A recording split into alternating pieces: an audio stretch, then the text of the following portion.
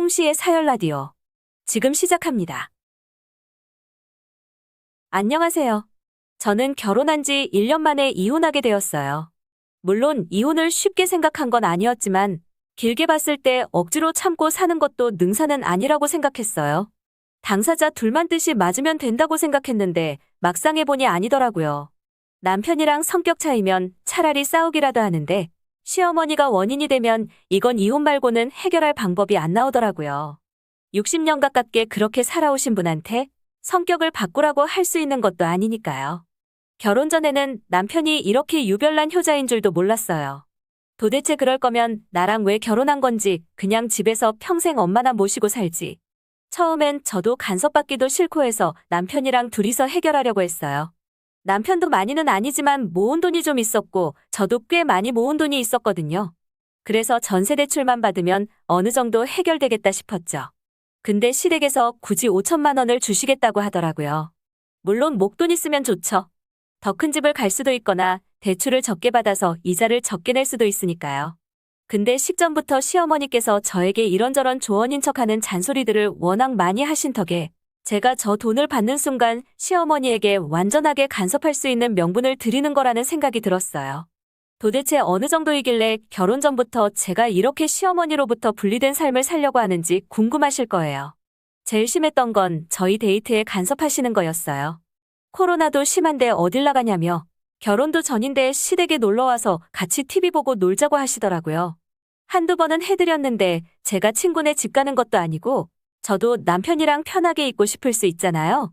소파가 고급 가죽 소파인 게 무슨 상관인가요? 마음이 가시방석 같은데. 그러다가 이 핑계, 저 핑계 둘러대고 나가서 데이트하고 있으면 저한테 전화해서 남편한테 튀긴 거 먹지 마라, 매운 거 먹지 마라, 탄산 먹지 마라 등등. 남편도 쪽팔린 거 아는지 자기 엄마한테 자기가 애도 아니고 왜 그런 얘기를 하냐며 몇 번은 짜증내더라고요.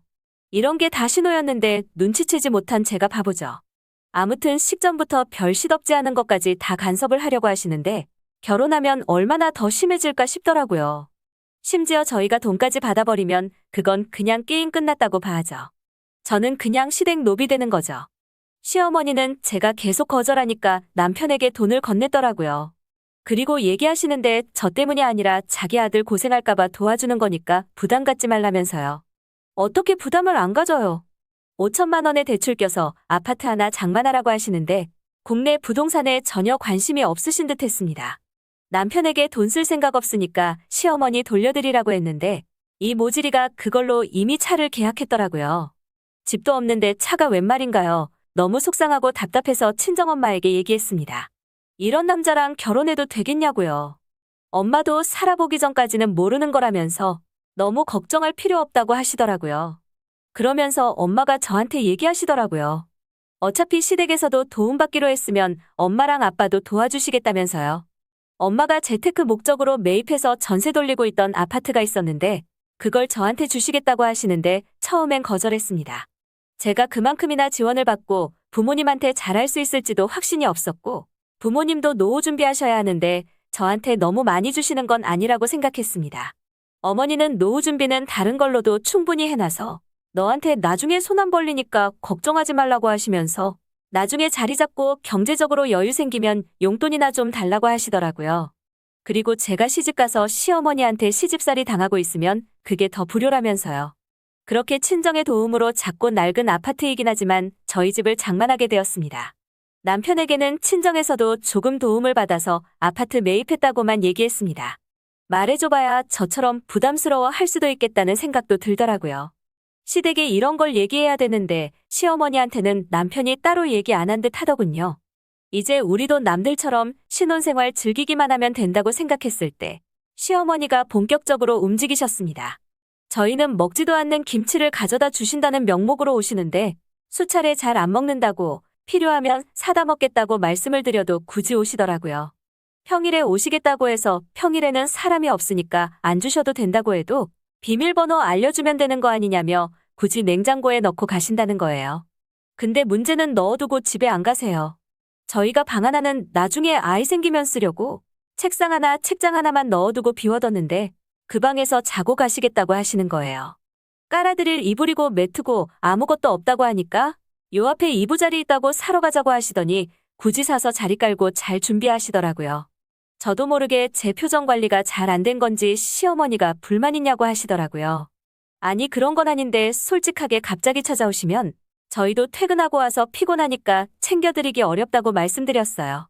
그랬더니 니들이 뭘 챙겨줬냐고 그냥 잠만 자고 가겠다는데 뭐가 그렇게 못마땅하냐고 내가 5천만 원이나 보태줬는데 여기 방 하나 정도도 내 맘대로 못 쓰냐고 하시는 거예요. 남편이야 자기 엄마니까 크게 안 불편하겠죠. 그래도 제가 쿡쿡 찌르면 다음부터는 미리미리 얘기하고 오라는 식이에요. 얘기하고 오라는 게 아니고 못 오게 해야 하는 건데 머리가 참 잘 돌아가요. 거의 일주일에 2번씩은 오시는데 그렇게 얼추 3개월 정도 된 것 같아요. 일부러 제 퇴근 시간 맞춰서 하시는 건지 집에 오면 꼭 뭔가를 하고 계세요. 주로 걸레질 하고 계시다가 제가 오면 걸레 하나 들고 오라고 하시고서는 어디 닦으라고 하고 아니 솔직히 걸레질을 이틀에 한 번씩 하는 사람이 누가 있어요. 나중에는 퇴근을 해도 집에 가기 싫더라고요. 더 이상은 안 되겠다 싶어서 친정엄마한테 얘기했습니다. 저는 있는 그대로 시어머니의 횡포에 대해서 얘기했고 제 얘기를 들은 엄마는 코웃음을 치시더니 알았다며 다음에 시어머니 오시면 얘기하라고 하시더군요.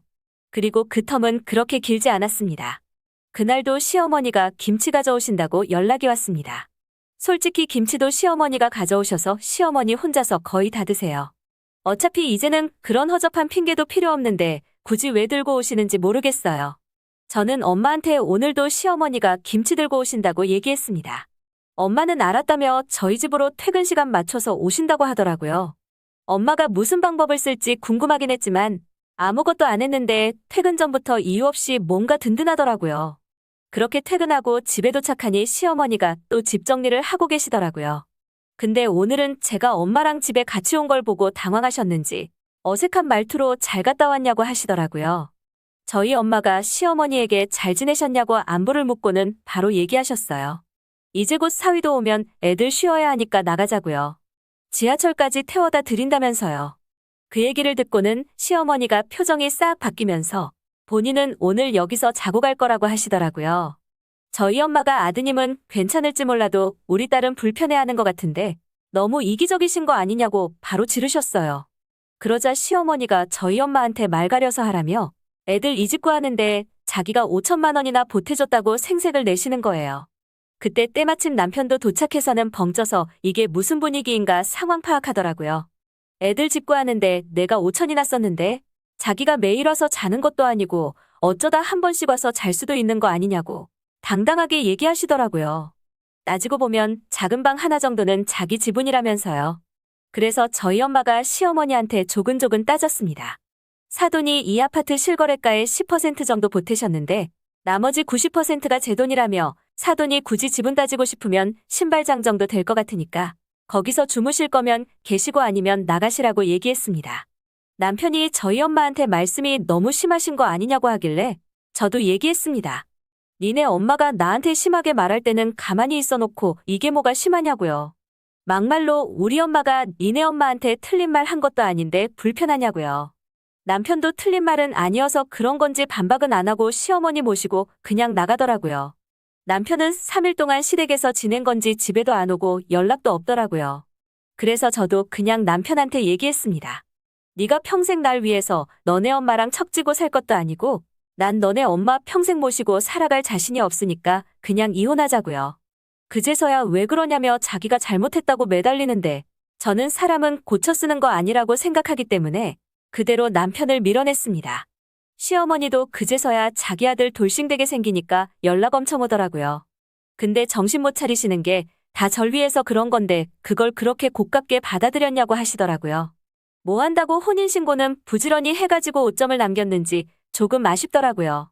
그나마 다행인 건 아이는 안 만들어서 빠르고 깔끔하게 정리했습니다. 왜 남자들은 장가만 가면 저렇게 갑자기 효자 흉내를 내는 건지 모르겠네요. 그렇게 엄마가 좋으면 천년만년 엄마랑 살지 남들이 하니까 결혼도 한번 해보고 싶어서 하는 건지 알 수가 없네요. 홍시의 사열 라디오. 오늘 이야기 여기까지입니다. 구독과 좋아요 눌러주시면 재밌는 이야기 준비하겠습니다.